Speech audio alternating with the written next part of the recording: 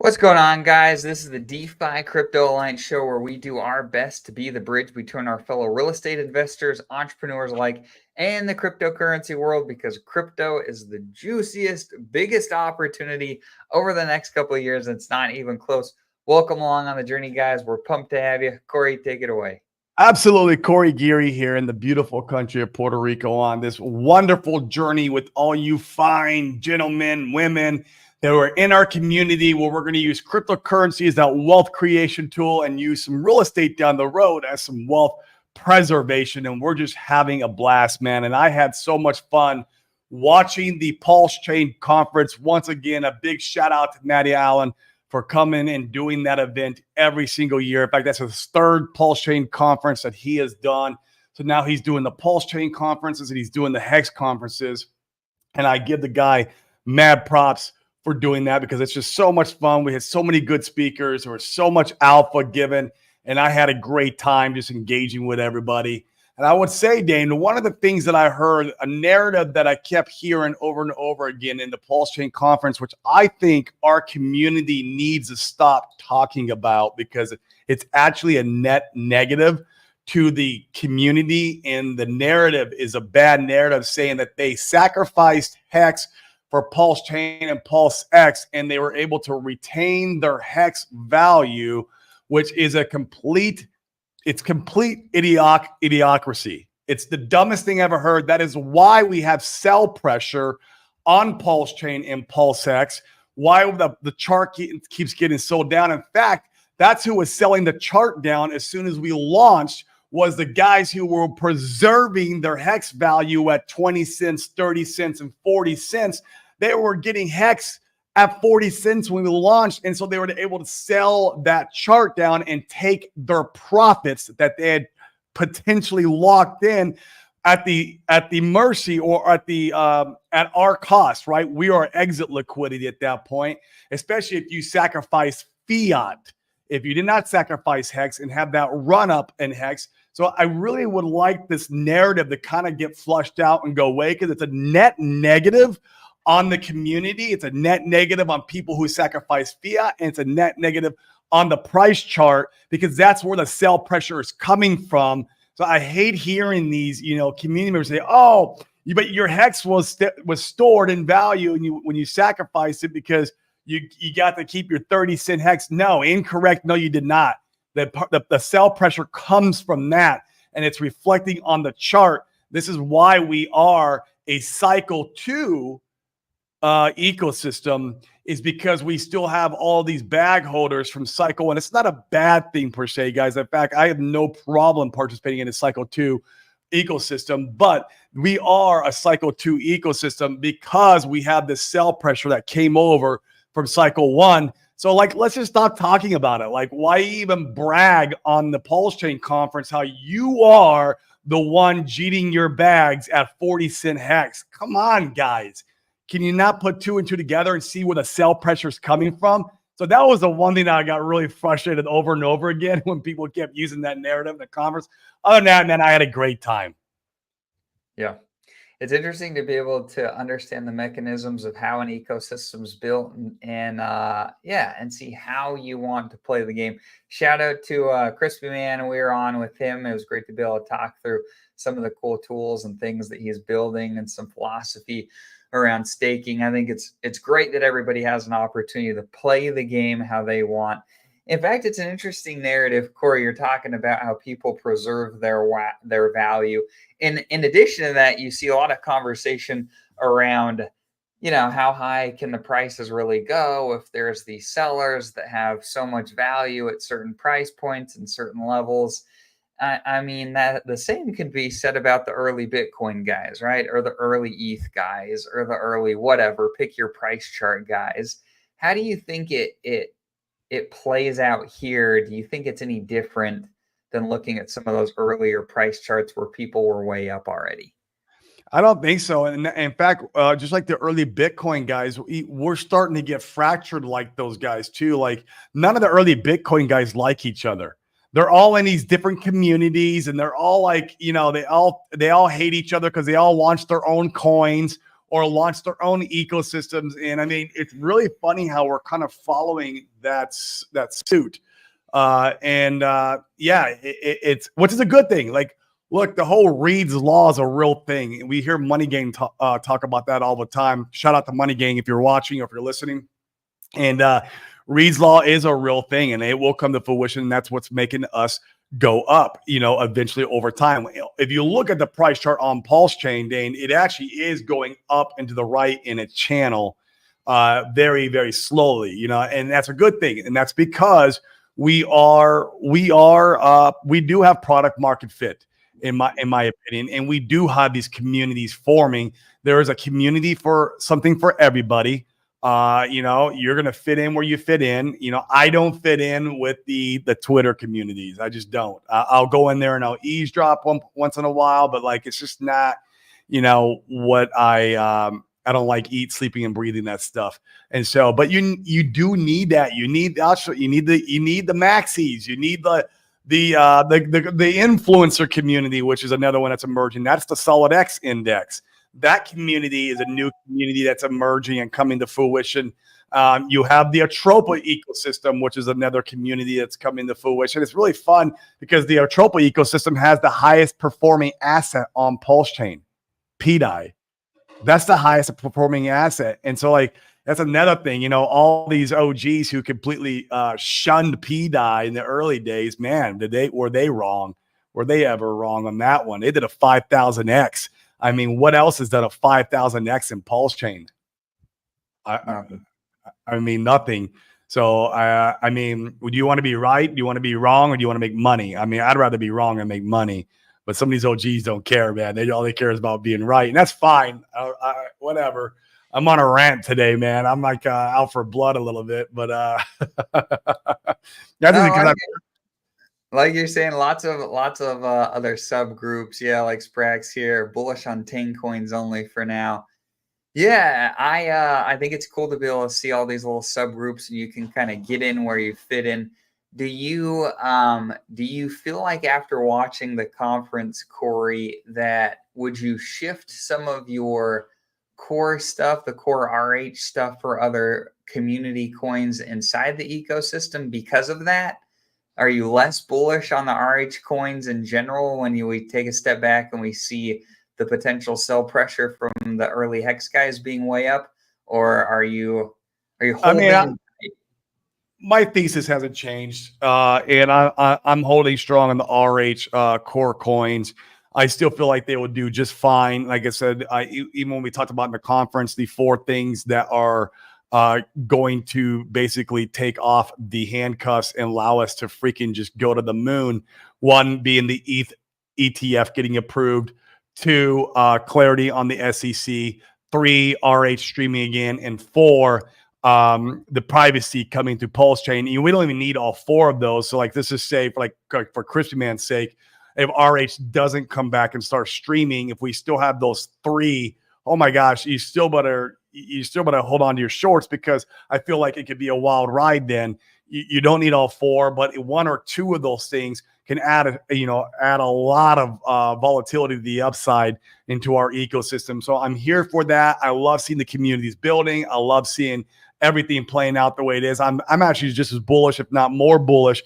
I just, I hate the idea that these guys are, and they're touting on the conference how they're the reason. That's the reason why we have sell pressures, because you had 40-cent hex and you sacrificed it, and now you were able to sell on everyone's head while hex was at 2 cents, 3 cents, 1 cent. You're still able to sell hex at 30 cents. Don't brag about that. Like, come on, guys, stop bragging about that shit.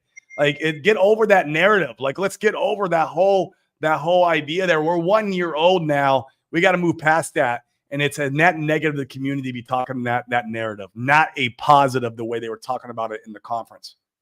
Sure. So, in fact, it's funny that a lot of the sentiment around what Pulsechain was built for, you still have some of those same frameworks. They're just slightly different. So, like, for instance, there wasn't a negative ICO, but rather a sacrifice, and there is no VC insider scum that wanted to sell on a double or triple, but yet you have some of the hexagons that sacrificed at 40 cents bragging about how they're happy to sell here. It's the same thing. It's no different. Agreed. And so, you know, like all these systems tend to work very similarly. There's going to be, you know, quote unquote insiders that get a better deal, which is just part of the game. And so you get to decide how to play the game. I think the key is to understand the rules and the fundamentals that the game are based off of, so you can play your hand however you see fit. Then to your point, Dan, I think there's nothing wrong with holding sub-community coins. If that's like what you feel like is going to do better over the short term, like Sprackburger says, he's very bullish on Tangain coins right now. There's nothing wrong with going buying some Dickwood Butt and some HOA and some, you know, some of their other coins. I have that's very where big. we've actually made money on Pulsechain. You and I both. That's where we've actually made gains over the last year. It's not been on the core stuff. It's been on that stuff. Yeah, I mean, I hold a very good sized bag of Solid X. I love the Solid Index in the influencer coins, right? Fire, Axis, Nope, and Solid X. I like that. I love that community right there. I love being part of Randy Hilarski's group and all the guys in there. You know, like Paul Sachs, he comes to mind. Crypto Compassion, he does another one that comes to mind. Bright Light, I see him in the chat. He's another one that comes to mind of that community. I love that community there. I resonate with those guys because they're not toxic either. And so I like that. And so, yeah, you know, just there's nothing wrong with buying some sub-community coins and getting leverage on top of your Pulse chain in the meantime while we're running sideways. And like I said, long term, I'm still bullish, and I still think Pulsechain will be the main winner of all of this at the end of the movie. I know a lot of the Hex guys get mad at me when I say that. Some of our close friends don't like that idea. But man, if you talk to the old Ethereum guys or the old Phantom guys or AVAX guys, they'll all tell you the layer one is what always performs the best in the long run. And Pulsechain is the layer one. And so that's just the way I look at it. And so I'm all about Pulsechain. I got bags of Hex. I got bags of PulseX. I got bags of Ink. You know, and I got these bags, Dane, because I don't need to be right. I can be wrong and still make money. I can hold HOA coin, even though I don't like so much the toxicity in the community, but I'll hold the HOA coin to make money. Shit, I went and bought Titan X when that launched, and I don't hate the founder, but I dislike the founder very much. He's a scam artist, in my opinion. And I went and bought it because I knew I could make money off it, even though I strongly despise the that ecosystem. So I mean, I don't need to be right, man. I don't. I can be wrong and make money, and it's fine. That's what I'm here for. I'm here to make money. So it's like, yeah, money gain. There you go. And the 9-inch. It's funny how the 9-inch ecosystem is very intertwined with the influencer coins, the Solid Index, the Axis, Fire, Nope. And that's because Solid Index ended up being the biggest sacrificer for 9-inch. And there's a lot of synergy between the systems. And shout out to Hexy Bastard. I saw you in the chat here. It's so cool what you're doing and what you're building on Pulsechain, man. My hat's off to you. I wish I'd have bought more 9-inch at the bottom. Man, I did not. I faded it. I have a very small moon bag, which is fine. I might accumulate some more, except for a lot of my lottery tickets are on Solid X. But man, he is building like crazy. He looks very liquid, or they're integrating it. They're launching a Portal X competitor. They're launching a DEX aggregator. Is that 9mm or is that 9-inch? No, this is 9-inch. Okay. 9-inch. Hexy Bastard announced this on the so now we have a 9mm competitor, which will be the V3. So now you have 9mm and 9-inch. You have a DEX aggregator. 9-inch is going to compete with Piteous on the aggregator. 9-inch is going to compete with Portal Swap with the cross-chain swaps. He's trying to make 9-inch the one-stop shop for everything Pulsechain. Man, it's super cool. Like, that is cool. Whether he pulls it off or not, I'm not saying, guys, like, yeah, I have a small bag of it, whatever. Do your own research, do your own due diligence. We're not financial advisors here. But I think that's the coolest shit in the world, bro. And he pays for marketing, dude. Like, I love guys who pay for marketing. Yeah. Like, dude, I pay for marketing. You pay for marketing. Like, dude, I'll pay $50,000 to go talk on a stage if I can make an ROI out of it. And this guy's not afraid to do that, dude. He's not afraid to go out there and pay to be on stages and get in front of rooms and shill our shit. Like, we need more people like this. This is a good thing. And so, yeah, I was happy about that, man. That was a good conference, Dane. It was a great conference. I had a great time watching. A lot of cool dudes on there. And oh man, money game. Let's go. Finally, I can participate in something. Finally, I get to participate in something on 9-inch, because man, I got some bags there. I do got some bags there. So that will be fun. This is an interesting comment from Crypto Land. What do you think about this? Yeah, $1 billion plus dollar value by sacrificing hex that now costs nothing. Extracting this value from Pulse Eco will take years, plus the bonuses, plus the SEC. Sharks are waiting. Yeah. You think it takes years? It's the same as any cycle 2 ecosystem and how it performs. Go look at Phantom, how it's going to perform this cycle. Go look at AVAX. You have massive bag holders that hold it from the last round. And that's why cycle 2 coins only do anywhere from a 10 to 50x, where your cycle 1 does like 1,000x, 10,000x. That's why we're not seeing Pulsechain probably. I mean, I hope I'm wrong. We're not going to see Pulsechain do the 1,000x or 10,000x this cycle, because we are on a cycle 2 because of these bag holders that are there. It doesn't mean that we're not going to do a 20x. We can absolutely do a 20x with these bag holders. Solana did a 20x with these VC bag holders who hold millions upon millions of dollars. And it's the same thing as our Rack and Rochelle and how Dane said, the Hex OGs who hold these bags. It's the exact same thing. Those are our VCs. That's it. And so, like, we can still do a 10, 20, 30, 50x. I believe it wholeheartedly, especially if those 4 conditions get met, which I talked about. The 4, I gotta come up with a name of those. The 4 moon boy. We got to figure out a name for these. Been rhyming. Yeah, we'll think of something good. for something good for those 4 conditions of moon time.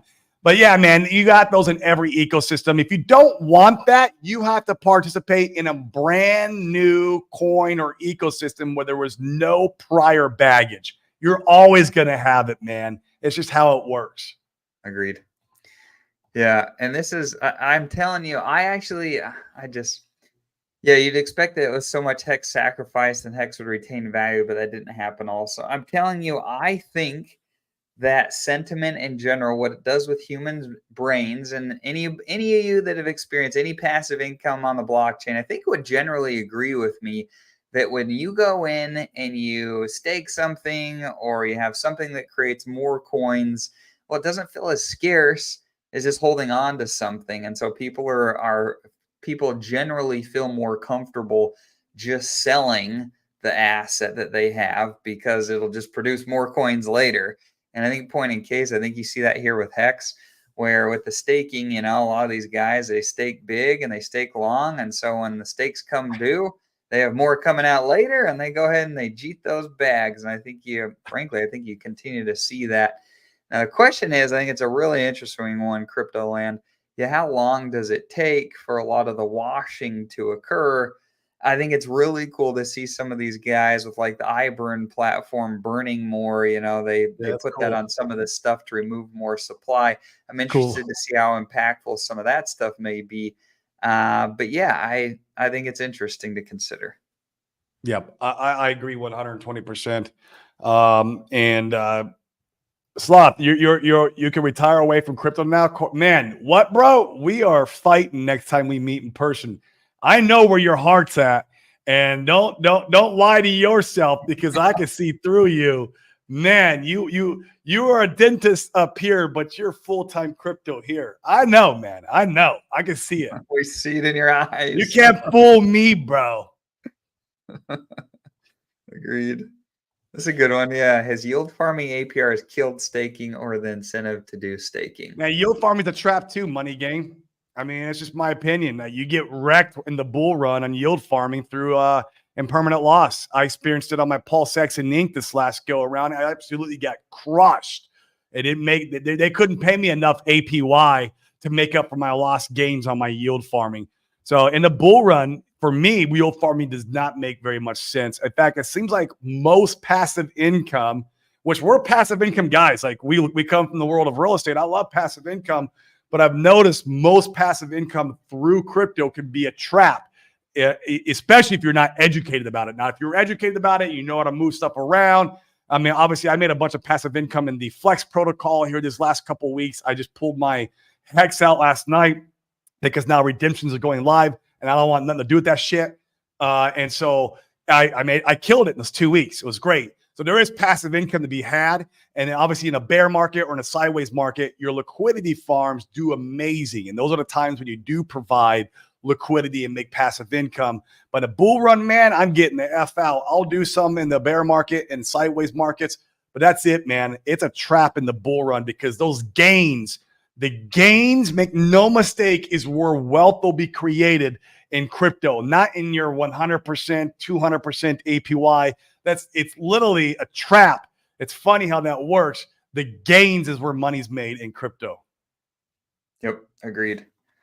And in fact, this is a great comment from what is this, Perry Scott? If I said that wrong, I apologize. Yeah, but liquid hex holders got rewarded, not the T shareholders. You're not wrong. You are not wrong. And I'm telling you, that's why I don't understand the staking debate. You know, we could talk about staking till we're blue in the face, but time and time again, spend the people that have been holding liquid that came out winners. I don't know. Yeah, that's just it's just the way it was. Let the market teach you. I mean, I know a lot of whales, and you do too, Dane, who are in the ecosystem that stayed very liquid. In fact, they were on, their streams touting how you should stake 5, and they were touring around the world and dumping on your head, all while they were shilling you to stake 5, and that you T-shares and everything. Like, there was literally guys doing that, and we came in right at that time, and I witnessed it. And it's just be careful who you listen to and the narratives that are spun. There's nothing wrong with staking, Dane. Like, I stake at a very short term, and I have some HSIs that are very long term, just in case I'm wrong about the staking narrative. I'm fine with that. And everyone has a different plan, and there's a different, if you don't want to be the guy who has to worry about looking at your computer at all, and you want to walk away and come back 10 years from now and not worry about crypto, this could be for you. Or maybe you want to put I have some stakes for my daughter. I'm like, here, I'm going to put this away in a wallet. I'm going to literally crush the keys and not even look at it. And if it comes and it's worth something, that'd be fine. Like my daughter, when she's 15, if that stake if Hex did anything significant whatsoever, that would be an amazing thing to hand down to her. But I'm not doing it with like $10,000, $20,000, 30. Like, for me, it's like, the longer the stake goes, and I know this is probably counterintuitive to most Hexicans things, the longer the stake is, the less economic energy I want to throw it at, because the more risk you're taking on. The shorter the stake, the more economic energy I'll throw at it, because the less risk you have. And so that's the way I play my portfolio. And like I said, there's a strategy for everybody. It's just the strategy that I've came up with for me. Like I said, once again, me and Dane are not financial advisors. We're just two dudes on the internet speculating about our own bags. Like, literally, go buy stocks and bonds. Go buy GameStop. GameStop's crushing it. You can go buy GameStop or AMC. I actually have an AMC bag from way back in the day, and I'm letting that thing go and see if it does anything. Nice. I went on TD Ameritrade today, and I'm like, what is my AMC worth? It's worth $3,000. I'm like, all right, I'll let that $3,000 ride and see if it actually does anything. And if I make it 10, 20x, I'll pull it out and put it in crypto. I like it.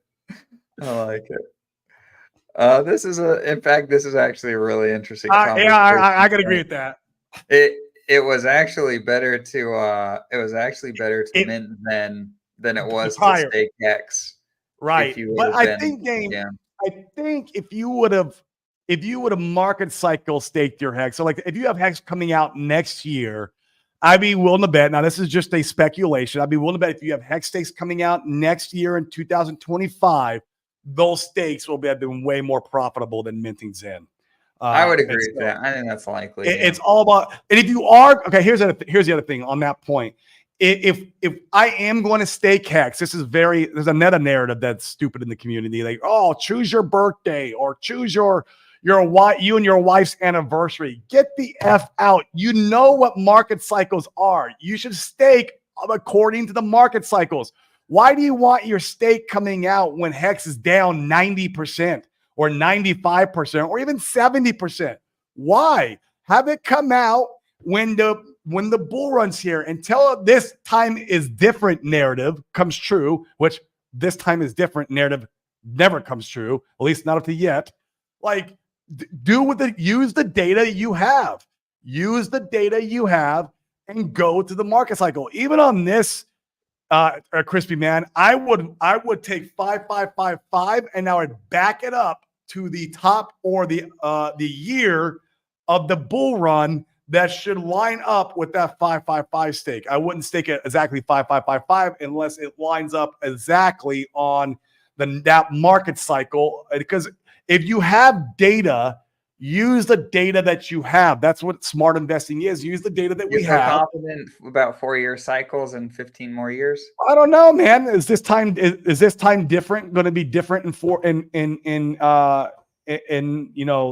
more cycles out? I don't know, but like I'm going to use the data that I do know, right? That I do have, until I'm shown differently.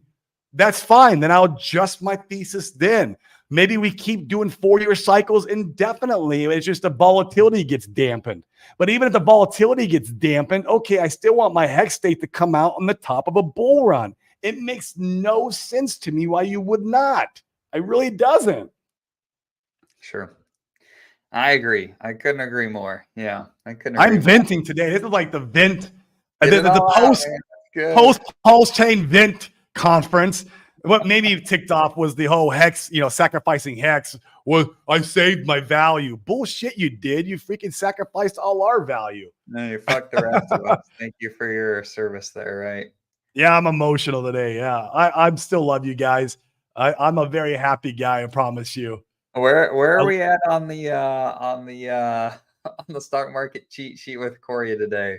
We're in we can chart it.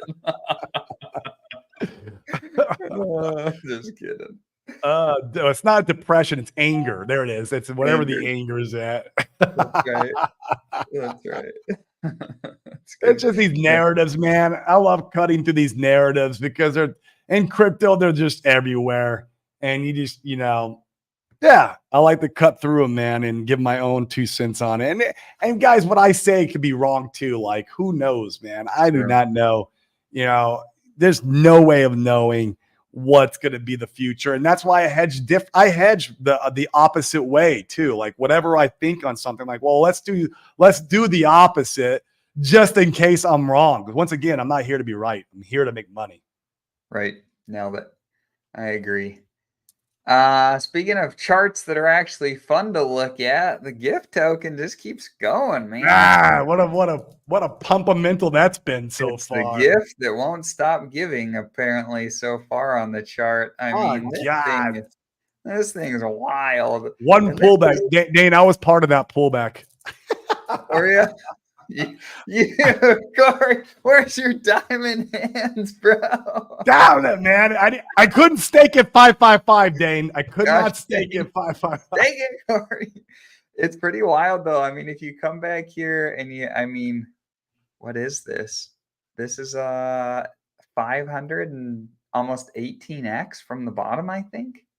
Yeah, that sounds about right. It was 1 pulse for 1 GIF, if I remember right, and when the launch date. Yeah, so it was equal. So it's 3 zeros and a 1. I think it started at. Yeah, I think everyone's always just put log on. It just makes it go up more. Like, how much more do you want to see the green dildo? Well, you could put it on. Where is log on this? And shout out to Crypto 7, man. I see you in the chat, man. Thank you always for the support, bro. I missed your show this morning or yesterday too. I need to catch up on your show. Yeah, if you guys aren't subscribed to Crypto 7, man, subscribe to him. I always learn something new by watching his show. And long EHEX 5555. Yeah, I had some EHEX bags, man. I went and bought I feel like I bought the bottom. I'm holding it, man. It's a meme coin game play for me. It's at the end. It's for me to acquire more pulse.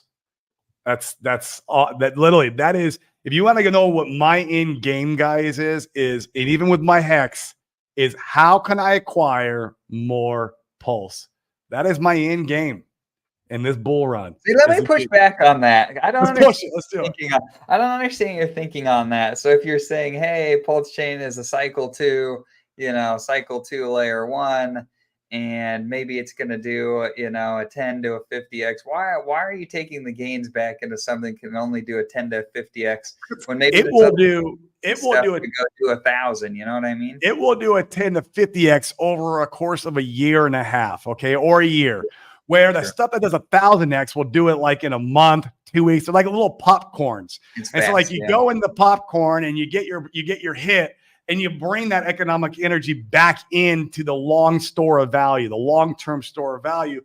But if you take, I bet you on the not all of it, this is like a lottery, right? But I bet you if you go over the course of the next year to year and a half and you look at all the assets in the Pulsechain ecosystem, what did the best over the long term is going to end up being Pulse. That's just my speculation. It's going to end up being Pulse. Had you, now obviously you could get quick hits, but those are just where they are. They're quick hits. I even feel like Pulse will overperform Hex over this cycle. It will overperform all of it. That's just my opinion. I could be wrong. Once again, but I base this off of prior data. What happened in the Phantom ecosystem? What happened in the AVAX ecosystem? What happened if you go, I'm sure if you look at Solana over the last, if you look at last cycle Solana coins and then look at Solana where it's at now, I'd be willing to bet there's nothing that performed from last cycle that outperformed it over the long run. I bet I would be willing to bet, and that's some data I would love to go crunch the numbers on. Go look at Ethereum. Ethereum is definitely a good example, but Ethereum is a lot older than some of these other layer ones. I just want to look at data. Like I have to base my decisions on data, and I get it that some stuff in crypto that you don't need data, like a dick with butt, you do not need data. You just know that you look at it and you laugh, so you go buy it. There's no data behind dick with butt. It just doesn't happen that way. Right. But you got to use some data to that is there, man. That's been hold true. That's so yeah. Like I said, once again, I could be wrong, and that's why I hold back. It'll be fun to see, and like you said, time and time again, own some of all of it, and that way you don't have to be right about any one particular thing. Right. Yep. Nice. That's nice. Here's a good question. I can give you a very oversimplified version of iBurn.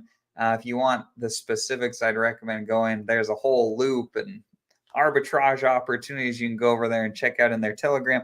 But essentially, the iBurn protocol can be put on, sounds like just about anything. They create an additional coin, or I think they could probably even tie it to, no, I think you'd create a separate one. So iBurn in particular stands for, in fact, I was looking at the chart here. It stands for Icosa burn. And so this one must be specifically just for Icosa. This is one that they built for that, where you can go back and forth and arbit between, I think this one you are between Icosa and iBurn itself, with the idea that over time, I mean, you could see it on the gift chart where that thing just kind of ratcheted itself up over time because it was there was burning and arbing the price. And so, yeah, so theoretically, the simple version of the takeaway is that whether or not you understand it fully, these guys are coming, they're burning coins on Pulsechain of things that you may hold, which I think is a good thing. And we'll see if the experiment ends up playing out real positively, if these ARB opportunities can really push the price up exponentially and for an extended period of time. Yep. Love that they're building. I do too. I love that they're building. And these guys, I love that they're building over on Pulsechain too. Like they had other intentions there for a while. And I'm like, man, I'm glad they're over here doing it on our stuff. Like Icosa. Like I love Icosa, man. I want Icosa to have a great future. That's because I have bags. Right. Exactly. That's a good question. Yeah. Can the mechanics help the price of iBurn be like the Gifford price? The one big difference to note is that the GIF price is fed from anything that iBurn is deployed on. So some of the money pushes back over there. So there's additional fundamentals for the GIF chart as compared to the iBurn price chart. As far as I understand it, if any of you guys in the comments feel like I'm off base and I missed it, feel free to go ahead and provide more context. But that's the way that I understand it. Is GIF has a little bit more pumpamentals in that perspective. Why wouldn't it? That's their main coin. You know, why Right. not bring back some of that economic energy to that particular coin? Right. Exactly. Yeah, we've got Icosa bags too, so I'm excited to see if over time it can help Icosa. God knows that price chart could use some love. Yes, Because it man, can. Yes, it can. I was really curious to see. I bought a little more Icosa in anticipation of Iburn being deployed on it. Where are we sitting at? So we're looking at what? We're starting to push this local. I guess I can share this so you guys could see. Let me go ahead and share this. Share screen. So this is Icosa on Pulsechain, and you're starting to see push back up. There is when Iburn was deployed, there was immediately this little sell-off here. And then you see, and then we see some price action up here more recently. This is one of those things I think you got to give a good solid, I'm curious to see. Let's give it 30 days and where do we stand? Let's give it 60, Yeah. 90 days. How does this impact things over time? I mean, I don't see really any negative externalities. I mean, the biggest Nah. negative externality is that like people just stop using it, but that doesn't equal price down either. And so Yeah, I like, agree. yeah, so I'm for it. I think it's great. It'll be a fun experiment to be a part of. And the nice thing is, like, I would argue you could still get Icosa here at, like pretty cheap prices if you And that's a didn't have bullish it. chart. That's a very bullish chart. Yeah, yeah, agreed. Yeah. I mean, that looks like it's going to pop. And I mean, it could be from Alex's V2 announcement too. We've been anticipating and speculating on him coming out with a new Icosa V2 contract, the Icosa Hedron V2 contract, where the E Icosa and P Icosas would be the same. You turn in for one, and there would be all these new type of features. It wouldn't matter what chain you're on, and you could use a thing. I mean, he even talked about maybe having some like EHEX staking over on Pulsechain. I don't know if that's on the table still, but a lot of these things that he talked about, could come to fruition soon with the V2 launch and would send that price chart to at least short-term Valhalla. It could be really good. And then you got this, Iburn narrative on top of it. Yeah, it's winding up to pop, I think, soon. Not financial advice. Is that Iburn? Are we getting close? This is Icosa on ETH, I think. Hold Oh, on. yeah. I think they're almost close to parity They're now. getting close. That would Yeah, be yeah. beautiful. Yeah, people have been buying it up. The market undervalued it for a while. Because the market wasn't looking. That's all it was. It wasn't paying attention, and it slipped. And that was an opportunity. I was able to buy some of that opportunity. Yeah, I got some too. Yeah. Because if we look, let me make sure we have the right contract address. We come over here. Yeah, so where are we sitting at? We're sitting at about, a little bit over 9 cents. And then if we Icosa from ETH, and then if we're just looking, I think just the regular Icosa on Pulsechain was at 10 cents or so, almost 11. Yeah. They're So getting we're close, man. Yeah. Wait till the V2 announcement comes out. That's going to be all over from there, man. Yeah, it'll be fun to see. I'm glad I bought that bottom when nobody was talking about it. It was actually funny because I was accumulating right after the EHEX FUD event, and I went and looked over at EICOSA. I'm like, oh my gosh. I'm like, what happened to this thing? I'm like, okay, I'll buy it. Screw it. Buy something cheap. Yeah, I'll buy it. Maybe I'm throwing my money away. Who knows? But when no one's talking about it, it's usually the right time to buy. Yep, agreed. Agreed. Yeah, still cheap. I mean, one could definitely argue looking at the price chart. In fact, if we pull, I'm curious. Let's pull some. If we pull the fib here, what does it look like? Let's pull from the bottom. ish is like right in here. We pull to the top, which is right there. I mean, you're still below the 0.618. I mean, in fact, it looks like it was resistance here in this last run up. So yeah, I would argue you're still in an opportunity to be a buyer here if you like this one. Yeah, I agree. Yeah. Yeah. Looking good. Still cheap there. What do you actually? I'll save this. I'm gonna save this one for later. I've got another talking point, but I want to do some more digging before we dig into that one. There we go. I like it. Cool, guys. Well, this has been fun. Anything you want to cover, Corey, before we jump off? Guys, we won't be here on Thursday, Friday, I think it is. We'll be traveling. Dane's going to one real estate event, and I'm going over to another event. We're actually dividing and conquering. Hopefully we can onboard some more people in the Pulsechain through these events. So tomorrow we'll try to do a show tomorrow. Maybe we do open mic Wednesday tomorrow. So you'll know when we create the show. So that's all. Yep. Should be good, guys. Well, thanks for tuning in. We appreciate each of you. You guys are what makes the show fun. So thanks for being here. We appreciate your commentary. Have an awesome day. Peace, guys. Thanks for listening to my rant.